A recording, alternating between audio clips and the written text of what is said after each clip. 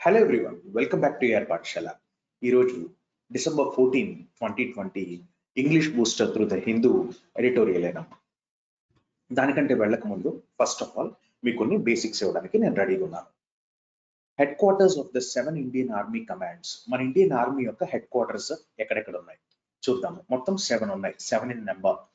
Northern command, western command, south western command, central command, eastern command, southern command. ఇప్పుడు దాకా ఎన్నైనాయి? 1 2 3 1 2 3 4 5 6 and 7th one is army training command. Army training command ఇది షిమ్లాలో ఉంది.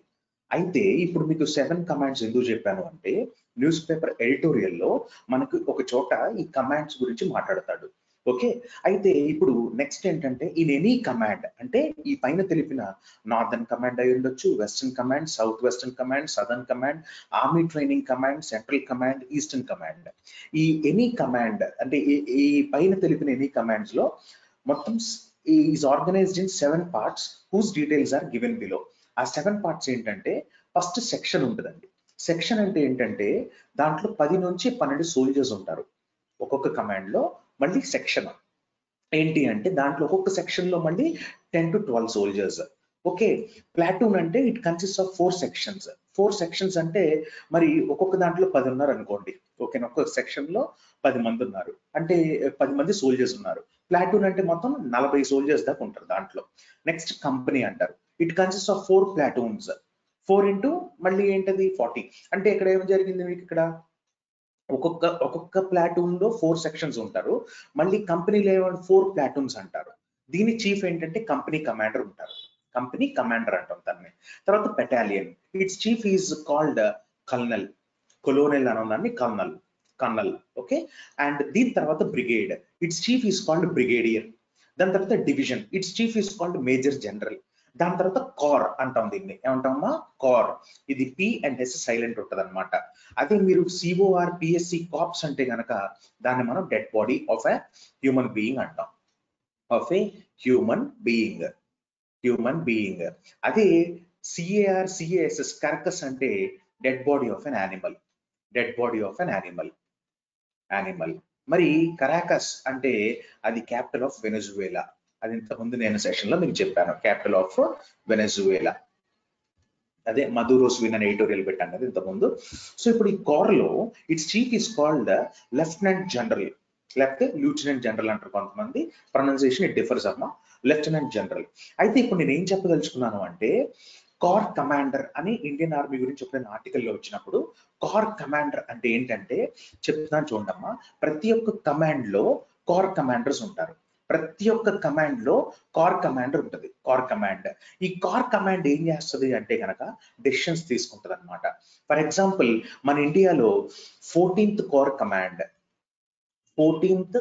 Command అనేది ఇప్పుడు ఏం చేస్తుందంటే, ఇండియా చైనా లేకపోతే సైనో ఇండియన్ అంటాం. సైనో ఇండియన్ కాన్ఫ్లిక్ట్స్ ఏవైతే ఉన్నాయో, లేకపోతే డిస్ప్యూట్స్, గొడవలు ఏవైతే ఉన్నాయో, ఇట్ లుక్స్ ఆఫ్టర్ ఏంటది 14th కార్ కమాండ్ అనేది. It looks after all those disputes అనమాట. దీని హెడ్ ఎవరు ఉంటారు యూజువల్లీ అంటే, నేను చెప్పాను కదా, లెఫ్టినెంట్ జనరల్. ఇప్పుడు మీకు క్లారిటీ వచ్చి ఉంటుంది. ఇప్పుడు 1987 అరుణాచల్ స్టాండ్ ఆఫ్ గురించి నేను మీకు ఎక్స్ప్లెయిన్ చేయకముందు ఆర్టికల్లోకి వెళ్ళిపోదాం. డేంజరస్ ఇంపాయర్స్ అంటే దాని అర్థం ఏంటంటే అవరోధం, ఒక బ్యారియర్ అనుకోవచ్చు మనం. ఒక బ్యారియర్ నాన్న.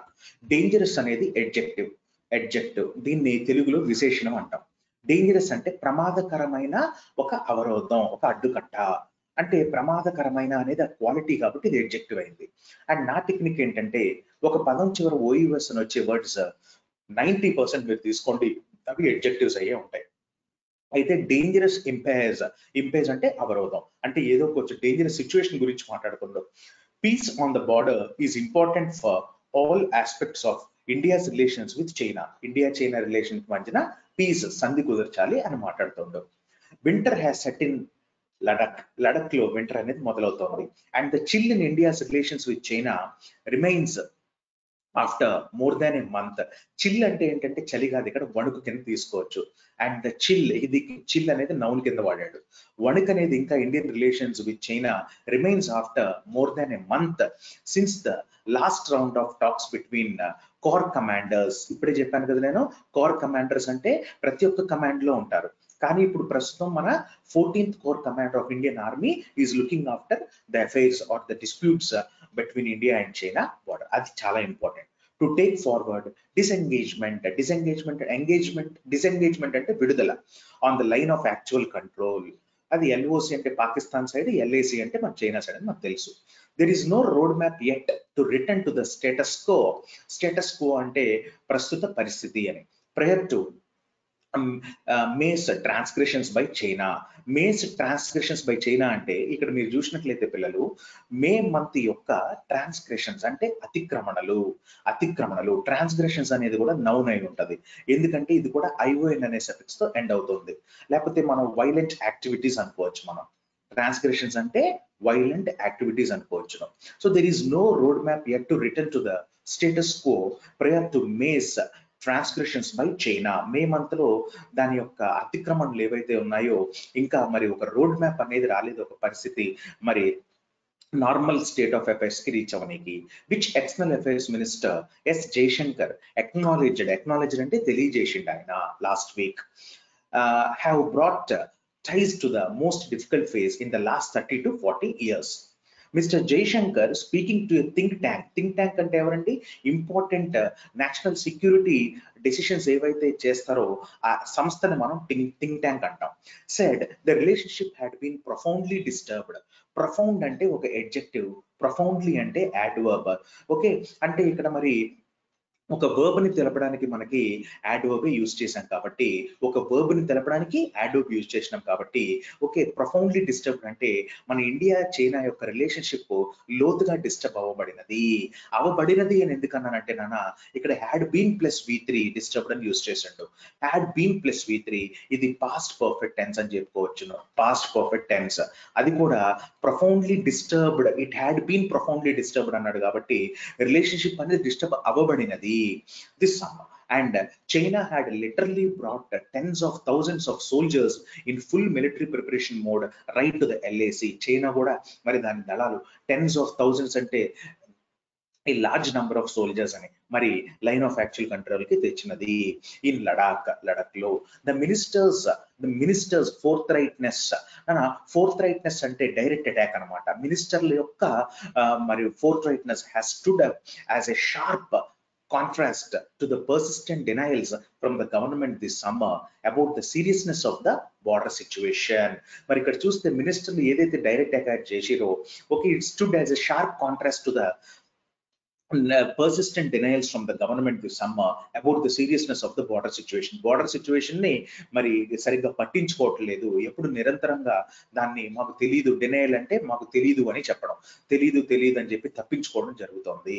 which it was forced to confront publicly after the tragic loss of 20 Indian soldiers in the Galvan Valley in June.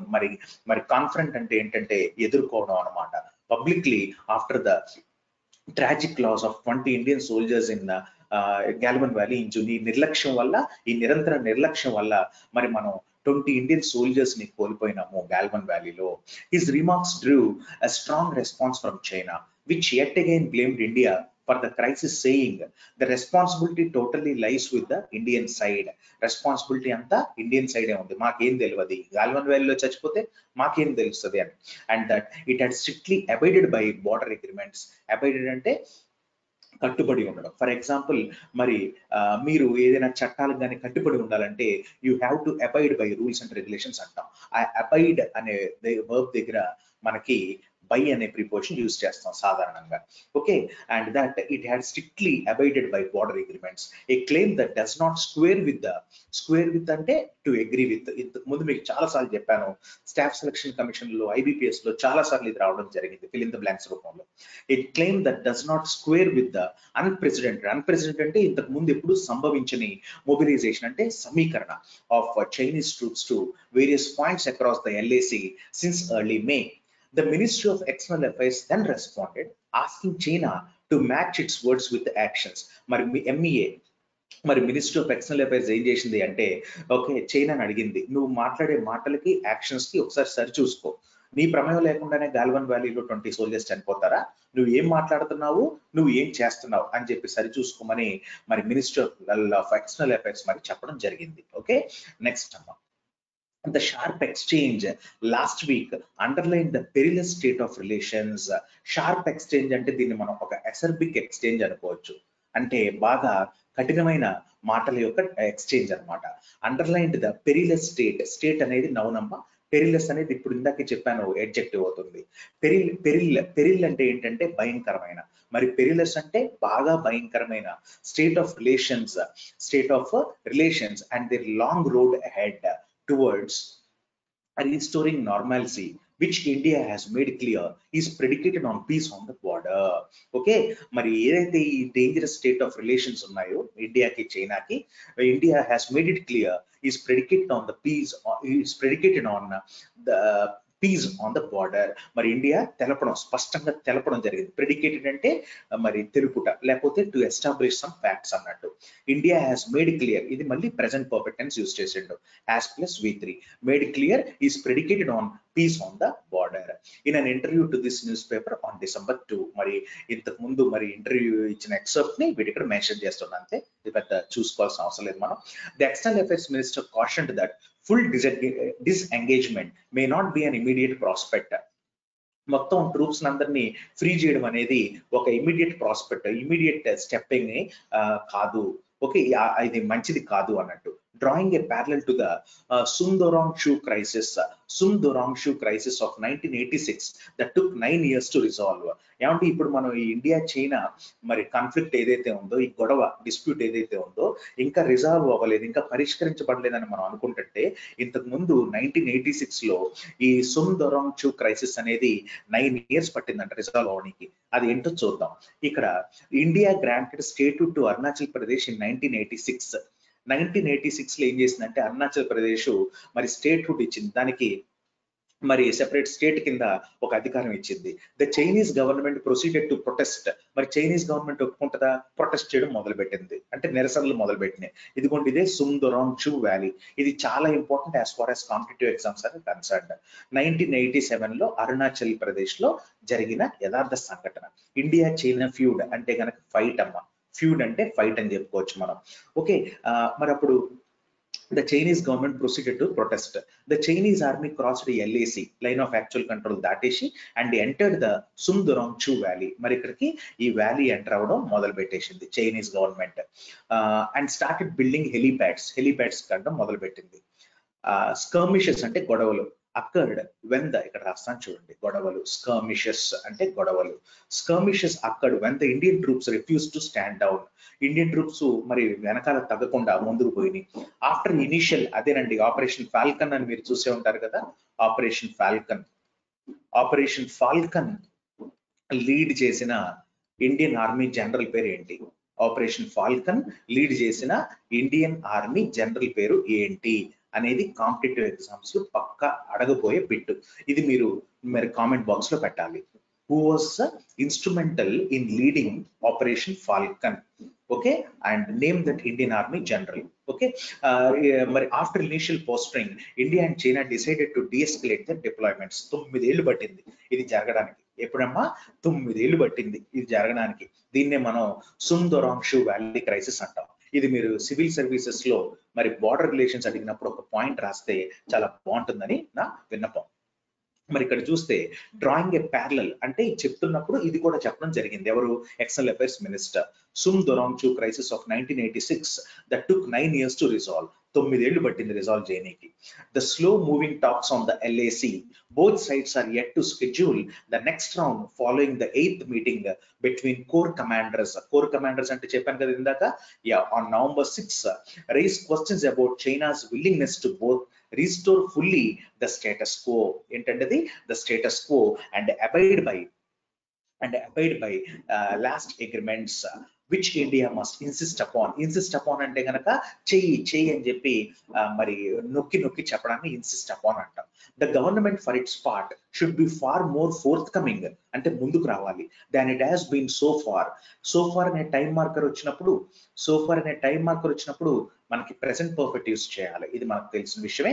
అందుకనే has plus been present perfect వచ్చింది. ఇక్కడ హ్యాస్ ఎందుకు వచ్చింది, హ్యావ్ ఎందుకు రాలేదు అంటే ఇట్ అనేది థర్డ్ పర్సన్. ఓకే, మరి సింగులర్ కాబట్టి it has been so far on the situation on the LAC. Peace on the border is what every other aspect of the relationship with China has rested on over the past 3 decades, from trade to growing links in new fields such as investment and education. So ikkada manam chusinattlaithe peace on the border is what every other aspect of the relationship with China has rested on over the past 3 decades, from trade to growing links in new fields such as investment and education.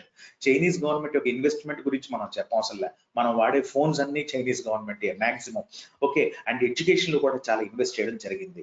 So border relations peaceful గా ఉంటే కనుక మరి ముందుకు పోవచ్చని చెప్పడం జరుగుతుంది. Okay, transparency without which the public, transparency అంటే బాగా కనపడటం అంటే పారదర్శకత. Transparency without which the public will not be fully aware about the border situation and the state of the broader relationship with China should take precedence over optics and political expediency.